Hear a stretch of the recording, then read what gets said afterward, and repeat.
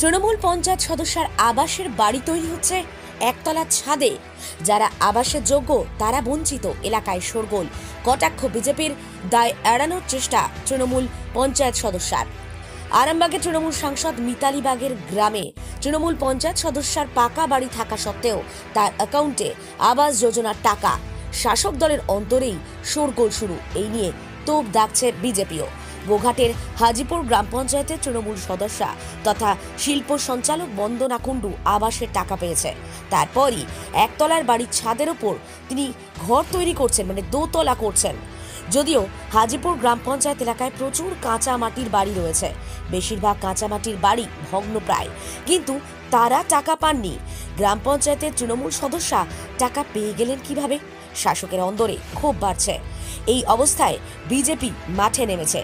সরাসরি আরামবাগের সাংসদকে তারা তুলোধনা করছেন। সাংসদ মিতালি বাগের বাসস্থান তথা পঞ্চায়েত এলাকার সাধারণ গরিব মানুষরা যেখানে বাড়ি পাননি, সেখানে পঞ্চায়েত সদস্যা কিভাবে বাড়ি পাচ্ছেন? যদিও ওই পঞ্চায়েত সদস্যা, যার নাম বন্দনা কুণ্ডু, তিনি ক্যামেরার সামনে দায় এড়ানোর চেষ্টা করছেন। তবে আবাস যোজনার অ্যাকাউন্টে, মানে তার কাছে টাকা ঢোকার কথা তিনি স্বীকার করে নিয়েছেন।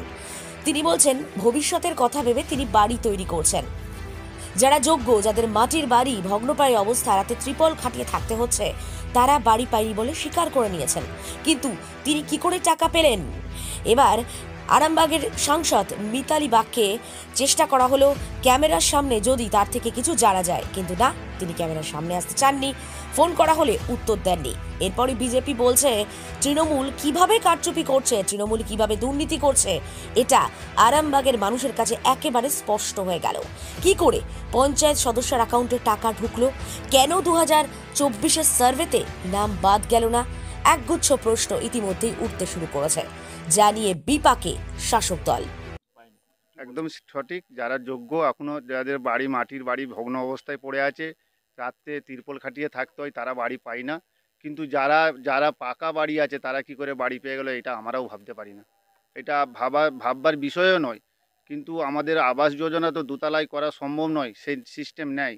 মাটি যাদের, মানে তিরপল টালির ছাওয়া বলতে, ঊর্ধ্বতন কর্তৃপক্ষকে জানাবো যে যারা পাকা বাড়ি পেয়েছে, যাদের পাকা বাড়ি আছে, তারা কি করে আবাস যোজনা পেতে পারে। তারা তো আবাস যোজনা পাওয়ার তালিকায় নয়। হ্যাঁ, ব্যবস্থা নেওয়া হবে। আমার নাম সৌরভ মন্ডল, হাজিপুর গ্রাম পঞ্চায়েতের প্রধান। আপনার দুতলা বাড়ি আছে, শ্বশুর মশাইয়ের একসাথেই থাকে, তারপরে দুতলা বাড়ি, যাদের বাড়ি আছে মাটির বাড়ি আছে, আর হিসেব মতো প্রকৃত আমার বাড়ি নেই। যেটুকু আছে আমার শ্বশুর মশাইয়ের আছে, অ্যাকচুয়ালি আমার বাড়ির নেই। পঞ্চায়েত সার্ভে করে গেছে, বিডিও সার্ভে করে গেছে, নিশ্চয়ই আমার পাওয়ার যোগ্য বলেই তারা মনে করে দিয়েছে, নাহলে তো দিত না। হ্যাঁ, একসাথে থাকি, কিন্তু এখন তো পরবর্তীকালে নাও থাকতে পারি, নাও তো থাকতে পারি। হ্যাঁ, এখন থাকি, দেওর আছে, শ্বশুরমশাই আছে, আমরা আছি। পাওয়ার যোগ্য বলেই মনে করেছে, তাই তো তারা দিয়েছে না। হ্যাঁ, টাকা ঢুকেছে। বাড়ি করব, জায়গা ভাগ হচ্ছে, বাড়ি করব। দুতলাটা শ্বশুরমশাইয়ের, দেওরের, সব। দেখুন, আমি প্রথমেই বলেছিলাম এই তৃণমূল দলটাই হচ্ছে নির্লজ্জ দল। এদের যতই বলুন লাজ লজ্জা কিছুই নেই। আপনি বলুন, হাজিপুর পঞ্চায়েতে বসবাস করেন আমাদের আরামবাগের সাংসদ মিতালি বাগ, তাহলে তিনি বিধানসভাতে গিয়ে, দিল্লিতে গিয়ে ভারতীয় জনতা পার্টির কীভাবে বদনাম করা যায় তার ভুঁচিকচিকের গল্প শোনাচ্ছেন, আর তার নিজের এলাকায় সাধারণ গরিব মানুষ বাড়ি পাচ্ছে না, আর যারা বাড়ি আছে তাদের দোতলা বাড়িতে আবাস যোজনার বাড়ি হচ্ছে। এর লজ্জা তো মিতালি বাগের লজ্জা। তিনি তো দলটাকে আজকে কোথায় নিয়ে যাচ্ছেন তিনি দেখুক। তিনি কি নাকা সরষের তেল দিয়ে ঘুমাচ্ছেন? তার এলাকায় এত বড় দুর্নীতি হচ্ছেন, তিনি কেন চোখ বুজে আছেন? তাহলে উনি যে দুর্নীতির প্রতীক বলে নিজেকে বড়াই করেন, কি দুর্নীতির প্রতিক্রিয়া উনি দিচ্ছেন? আমি বলবো ওই সাংসদকে কলকাতায় গিয়ে, বিধানসভায় গিয়ে, দিল্লিতে গিয়ে ভুঁচিকির গল্প না শুনিয়ে ভুঁচিকচিকটা এলাকায় করতে বলুন, এলাকার মানুষের উন্নয়ন দিতে বলুন।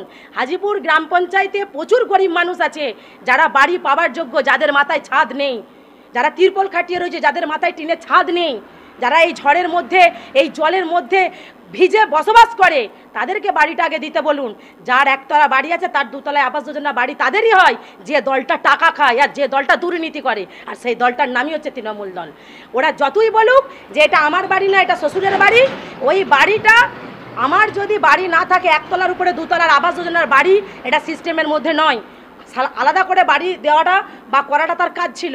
ধরা পড়ে যে চোরেরা সাফাই গাইছে, এই দলটাই চোরেদের দল, কাটমানির দল, সেটা আবারও তার বহিঃপ্রকাশ বা প্রমাণ। তৃণমূল নিজে খায়, তারপরে লোককে দেয়। আগে নিজেরা পেট ভর্তি করবে। যত তৃণমূলের আছে একবারে এমএলএ থেকে প্রিন্সিপাল অটো প্যালেস, এখানে পাবেন উন্নত মানের হিরো, হন্ডা এবং টিভিএস কোম্পানির বাইক। বিশেষ অফার চলছে, আজই যোগাযোগ করুন। দিঘরা, নতুন বাজার, বালি, গোঘাট, হুগলি। যোগাযোগের নম্বর 8900011146। দেরি না করে আজই আসুন। আরামবাগ মতিলাল টেলিশপ ও স্যামসাং সার্ভিস সেন্টার, অনলাইন বা যে কোনো দোকানের থেকে সস্তা। আপনাদের সকলের প্রিয় মতিলাল মোবাইল, তাই আজই আসুন। পুরানো মোবাইল সারানোর চেয়ে বেশি দামে এক্সচেঞ্জ, 0% ইন্টারেস্টে, 0 ডাউন পেমেন্ট, 0 কস্টে মোবাইল ফাইন্যান্সের সুবিধা। আমাদের ঠিকানা পুরাতন বাজার, আরামবাগ হেডপোস্ট অফিসের বিপরীতে, আরামবাগ, হুগলি। আমাদের যোগাযোগ নাম্বার 7001304430।